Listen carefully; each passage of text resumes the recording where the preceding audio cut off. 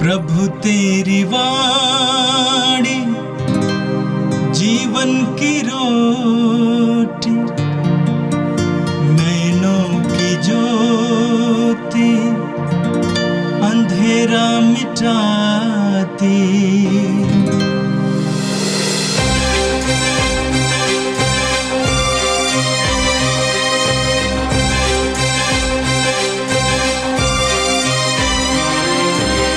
प्रभु तेरी वाणी जीवन की रोटी, नैनों की ज्योति अंधेरा मिटाती।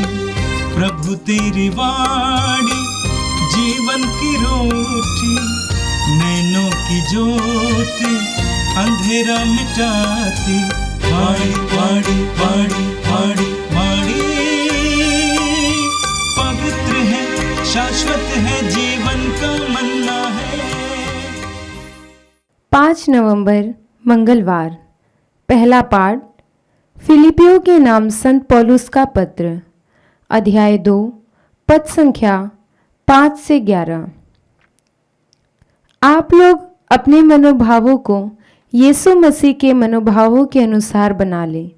यद्यपि वो ईश्वर थे और उनका पूरा अधिकार था कि वह ईश्वर की बराबरी करें, फिर भी उन्होंने दास का रूप धारण कर तथा मनुष्यों के समान बनकर अपने को दीनहीन बना लिया, और मनुष्य का रूप धारण करने के बाद वह मरण तक, हाँ क्रूस मरण तक आज्ञाकारी बन गए।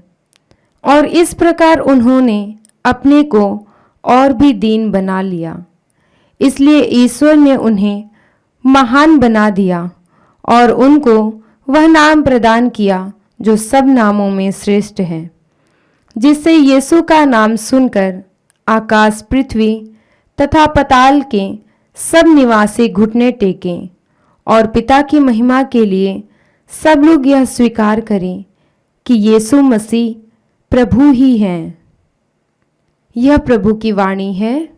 संत लूकस के अनुसार पवित्र सुसमाचार अध्याय 14 वाक्य संख्या 15 से लेकर 24 तक। साथ भोजन करने वालों में किसी ने यह सुनकर ईसा से कहा, धन्य है वह जो ईश्वर के राज्य में भोजन करेगा। ईसा ने उत्तर दिया, किसी मनुष्य ने एक बड़े भोज का आयोजन किया और बहुत से लोगों को निमंत्रण दिया। भोजन के समय उसने अपने सेवक द्वारा निमंत्रित लोगों को यह कहला भेजा कि आइए, क्योंकि अब सब कुछ तैयार है।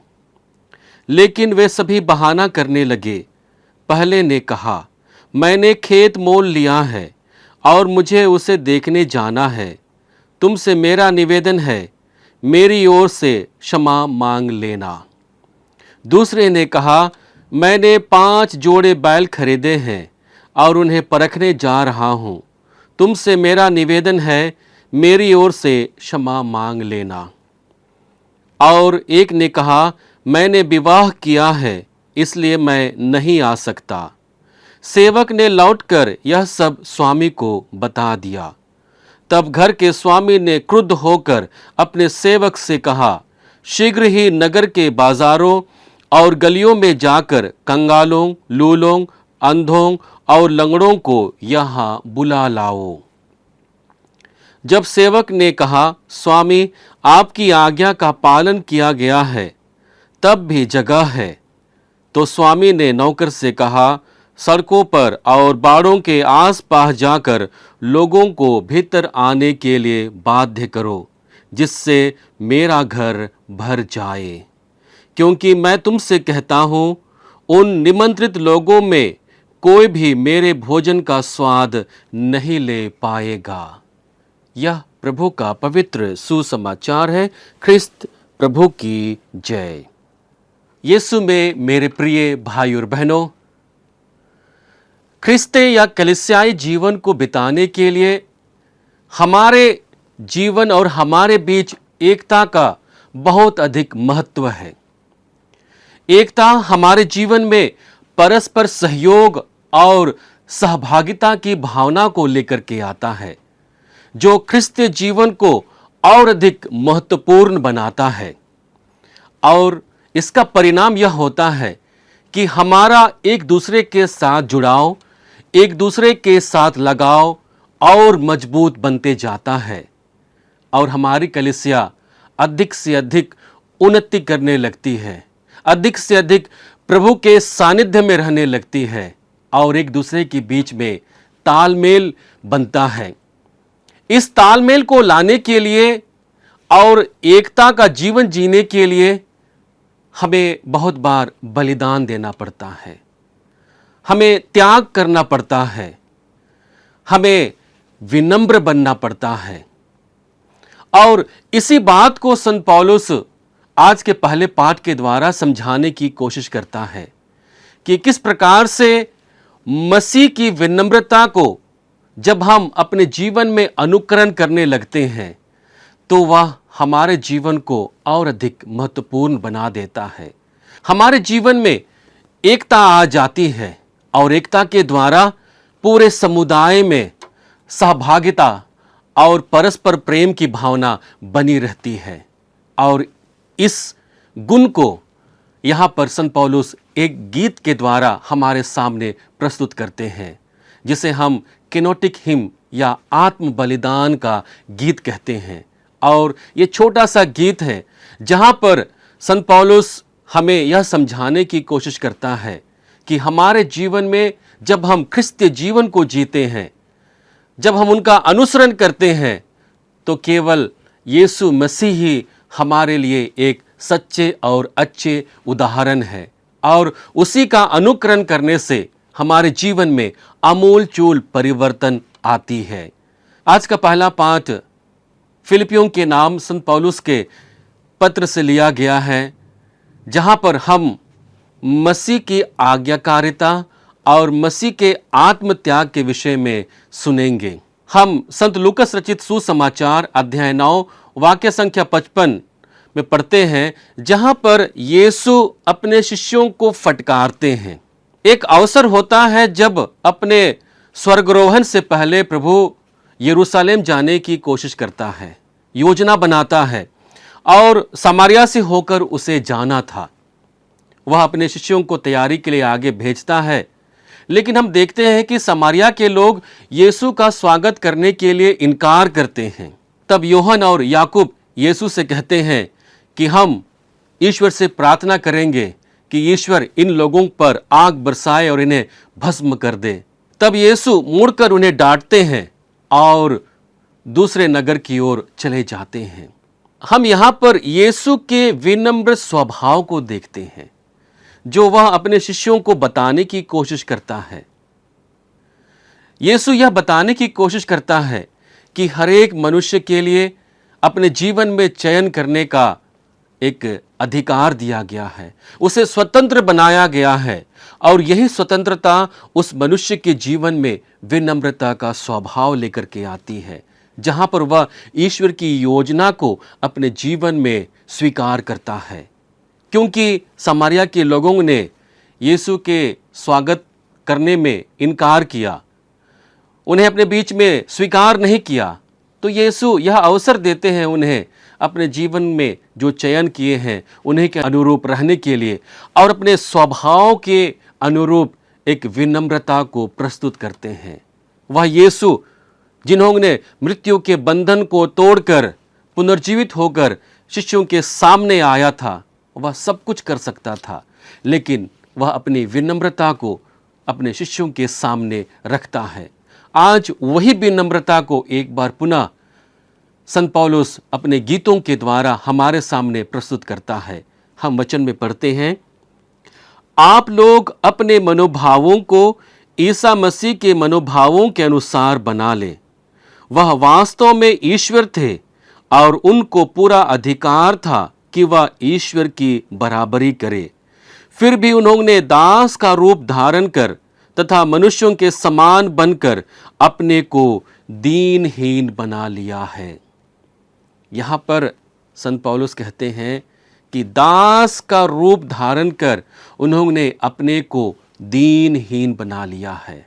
इस बातों के द्वारा संत पौलुस यह बताने की कोशिश करता है कि यीशु ऐसे मार्ग से चलते हैं और हमें चलने के लिए निमंत्रण देते हैं, जहां पर हमें त्याग करना है। कैसा त्याग करना है? उन्होंने ईश्वर से मनुष्य बनकर त्याग किया। उन्होंने धनवान से निर्धन बनकर उस मार्ग पर चला। उन्होंने पहले से अंतिम होकर उस मार्ग को बताया। उन्होंने स्वामी से सेवक बनकर हमें यह मार्ग बताया है। और उसी मार्ग का अनुसरण करने के लिए, उसी विनम्रता को अपने जीवन में धारण करने के लिए यहाँ पर हमें संत पौलुस कहते हैं कि हमें यीशु के समान दीनहीन बनना है। और यह दीनता कब आएगी? जब हम अपने स्वभाव से विनम्र होते हैं। हम संत लूकस के सुसमाचार अध्याय 22 वाक्य संख्या 26 में पढ़ते हैं, जहां वचन कहता है, जो तुम में बड़ा है वह सबसे छोटा जैसा बने, और जो अधिकारी है वह सेवक जैसा बने। यहां पर यीशु एक उदाहरण देते हैं कि किस प्रकार से एक मनुष्य अपने जीवन में विनम्रता का गुण लेकर के आ सकता है। यीशु कहते हैं, जो तुम में बड़ा है वह सबसे छोटा जैसा बने, और जो अधिकारी है वह सेवक जैसा बने। हम संत मत्ती रचित सुसमाचार अध्याय 20 वाक्य संख्या 26 में पढ़ते हैं, जहां पर प्रभु कहते हैं, जो तुम लोगों में बड़ा होना चाहता है वह तुम्हारा सेवक बने, और जो तुम में प्रधान होना चाहता है वह तुम्हारा दास बने। ये विनम्रता का एक प्रतीक है, जहां पर जो स्वभाव है बड़े होने का, वहां पर हम एक सेवक का रूप धारण करते हैं। एक स्वभाव है सबसे बड़े होने का, प्रधान होने का, और हम वहां पर दास का रूप धारण करते हैं। आगे संत मत्ती कहते हैं, क्योंकि मानव पुत्र भी अपनी सेवा कराने नहीं, बल्कि सेवा करने तथा बहुतों के उद्धार के लिए अपने प्राण देने आए हैं। यहां पर यीशु की सबसे बड़ी योजना को हमारे सामने संत मत्ती प्रकट करते हैं कि यीशु अपनी सेवा कराने नहीं। सेवा कौन कराता है? जो बड़ा होता है, जो अपने को बड़ा मानता है, वही सेवा कराता है। लेकिन यहाँ संत मत्ती क्या कहते हैं? वह सेवा कराने नहीं, बल्कि सेवा करने और बहुतों का उद्धार करने के लिए आए हैं। जो अपने को विनम्र बनाता है, जो अपने को छोटा समझता है, वही दूसरों की सेवा के लिए अपने आप को आगे प्रकट करता है।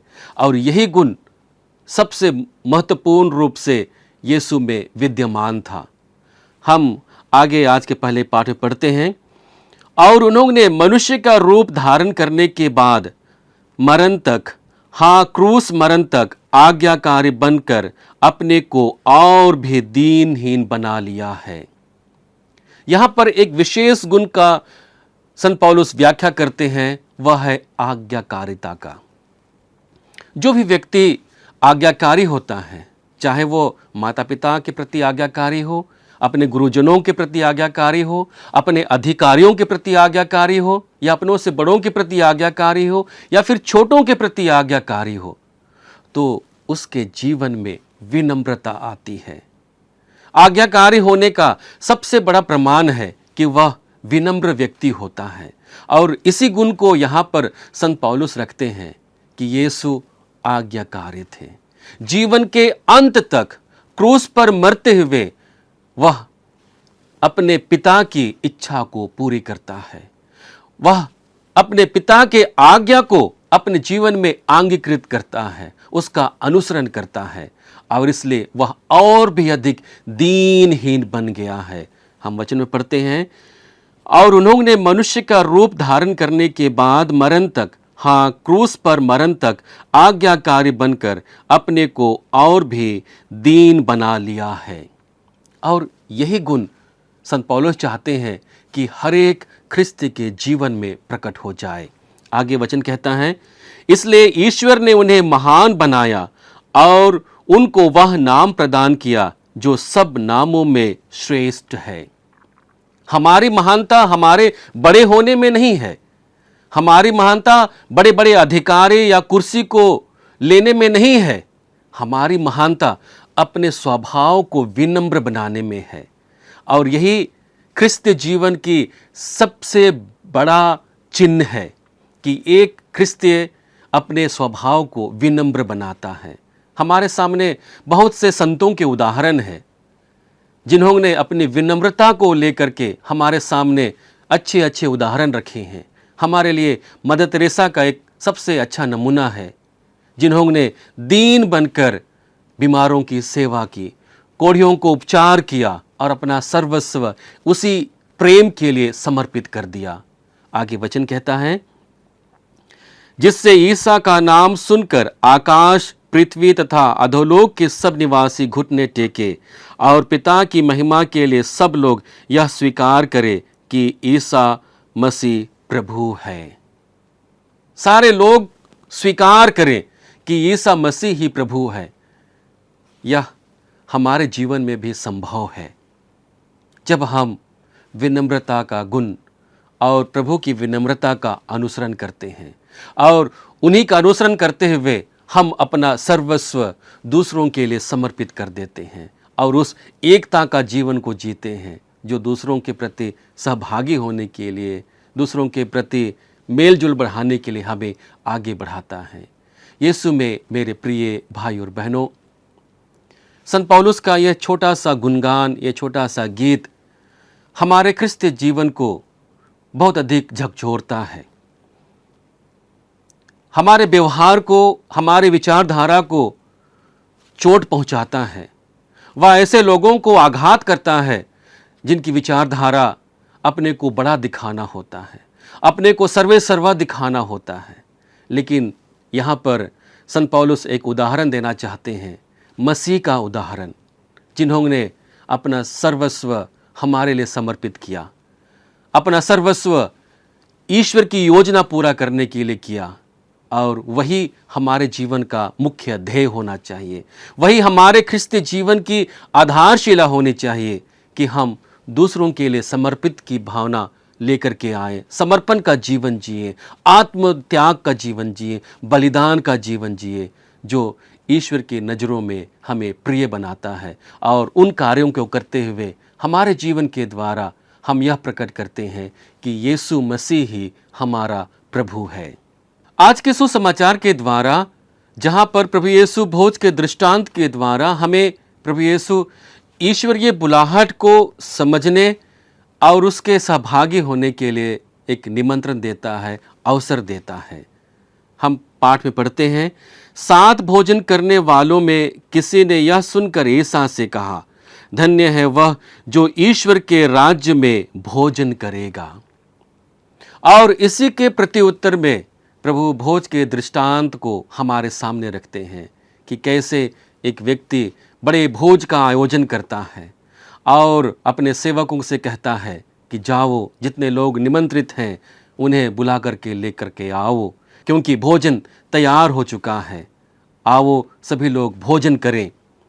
लेकिन हम देखते हैं कि लोग धीरे धीरे इनकार करते हैं और उससे क्षमा की याचना करते हैं। और बाद में हम देखते हैं कि ऐसे लोगों को अवसर मिलता है जो लोग उस भोज के लिए निमंत्रित नहीं थे, और वे लोग उस भोजन का स्वाद लेते हैं। और अंत में प्रभु कहता है, क्योंकि मैं तुमसे कहता हूँ उन निमंत्रित लोगों में कोई भी मेरे भोजन का स्वाद नहीं ले पाएगा। इससे पहले हम देखते हैं जहाँ पर प्रभु यीशु हमें दूसरों को निमंत्रण देने के लिए एक बड़ी बात बताते हैं। प्रभु कहते हैं कि जब भी तुम भोज का आयोजन करो तब तुम बड़े लोगों को मत बुलाओ, क्योंकि वे लोग तुम्हें दूसरी बार बुलाएंगे और जो तुम्हारा निमंत्रण था उसका वे बदला चुका देंगे। लेकिन जब तुम भोज का आयोजन करो तो ऐसे लोगों को बुलाओ जो लूले हैं, लंगड़े हैं, गरीब हैं, बेसहारे हैं, अपंग हैं, जो भोज के द्वारा तुम्हारा बदला चुका नहीं सकते हैं। तब तुम जा कर के ईश्वर के राज्य में उस भोज का आनंद लोगे जहाँ पर तुम्हें वह बदला चुकाया जाएगा। और ऐसी अवस्था को प्राप्त करने के लिए प्रभु यीशु हमें एक सुझाव देते हैं कि हमें अपने जीवन में क्या करना है। आज के सुसमाचार के द्वारा प्रभु यीशु हमें एक निमंत्रण देते हैं स्वर्ग राज्य के भागी बनने के लिए। और स्वर्ग राज्य के भागी बनने में सबसे बड़ा अड़चन है हमारी सांसारिकता। हम देखते हैं कि जितने लोग क्षमा की याचना करते हैं कहीं ना कहीं सांसारिकता में रम गए हैं। पहला व्यक्ति कहता है, मैंने खेत मोल लिया है और मुझे उसे देखने जाना है। यह पैसे से संबंधित बात है। दूसरा व्यक्ति कहता है, मैंने 5 जोड़े बैल खरीदे हैं और उन्हें परखने जा रहा हूं। तुमसे मेरा निवेदन है, मेरी ओर से क्षमा मांग लेना। इस घटना में भी पैसे का संबंध है, जो हमें सांसारिकता की ओर और सांसारिकता के छल प्रपंचों और लोभ के बारे में बताने की कोशिश करता है कि जितने भी लोग संसार में रम जाते हैं, संसार की ओर दृष्टि दौड़ाते हैं, वे लोग स्वर्ग राज्य के भागी नहीं बन पाएंगे। वे लोग ईश्वर के कृपा पात्र नहीं बन पाएंगे। ईश्वर के कृपा पात्र बनने के लिए हमें लगातार प्रभु के मार्गों पर चलने की ज़रूरत है। प्रभु को सुनने की ज़रूरत है। प्रभु को देखने की ज़रूरत है कि प्रभु हमसे क्या कहते हैं, प्रभु हमें क्या दिखाना चाहते हैं। और यह तभी संभव है जब हम प्रभु के सानिध्य में अपने आप के जीवन को समर्पित करते हैं। जैसे कि संत पौलुस ने हमें आत्मत्याग और आत्म बलिदान का मार्ग बताया है। आइए हम प्रभु से प्रार्थना करें कि हम जैसे इस संसार में अपने ख्रिस्ती जीवन को बिता रहे हैं, हम सदैव प्रभु को अपना एक उदाहरण समझें, अपना स्वामी माने, अपना चरवाहा माने, जो लगातार अपने मार्गों के द्वारा हमारे जीवन को ईश्वर की ओर प्रशस्त कर रहा है। और उसी मार्ग को लेते हुए हम स्वर्ग राज्य के अधिकारी बने। आइए हम इस वरदान के लिए प्रभु से प्रार्थना करें। हे सर्वशक्ति महान पिता परमेश्वर, धन्यवाद पिता तेरे सभी वरदानों के लिए, तेरे बताए हुए सारे मार्गों के लिए जो हमें तेरी ओर आने में मदद करता है। धन्यवाद पिता आज के दोनों पाठों के लिए, जिनके द्वारा तू हमें स्पर्श कर रहा है, हमारे स्वभाव को, हमारे विचारों को, हमारे मनोभावों को स्पर्श कर रहा है। प्रभु आज हमें वरदान दे कि हम तेरे परम प्रिय पुत्र यीशु मसीह के मनोभावों को, स्वभावों को अपने जीवन में धारण करें और उसी के अनुरूप अपने को दीन बनाएं, एक ऐसे दीन सेवक बनाएं जो हमें स्वर्ग राज्य की ओर आगे लेकर के बढ़ता है, जो हमें कलीसिया में एकता में रहकर अपने जीवन को जीने में मदद करता है। प्रभु विशेष रूप से इस क्षण में ऐसे लोगों के लिए प्रार्थना करते हैं और ऐसे समुदायों के लिए प्रार्थना करते हैं जो लोग अविश्वास के कारण, सांसारिकता के कारण एक दूसरे से अलग हो गए हैं, जहाँ एकता नहीं है। प्रभु उन्हें विशेष रूप से वरदान देना अपने प्रिय पुत्र यीशु मसीह के मार्गों के बारे में, ताकि उन मार्गों को अपनाते हुए उनके बीच में एकता आए, उनके बीच में सहभागिता आए, ताकि वे सभी आत्मत्याग करते हुए, आत्म बलिदान करते हुए, सांसारिकता की मार्ग को छोड़ते हुए तेरे स्वर्ग धाम की ओर आगे बढ़ सकें और उस स्वर्ग राज्य के भोज के अधिकारी बने जिसे तू देने के लिए हमें आश्वासन देता है। हम यह प्रार्थना करते हैं हमारे प्रभु ख्रिस्त के द्वारा, आमीन। प्रभु तेरी वाणी जीवन की रोटी, नैनों की ज्योति अंधेरा मिटाती। वाणी वाणी वाणी वाणी वाणी पवित्र है, शाश्वत है, जीवन का मन्ना है।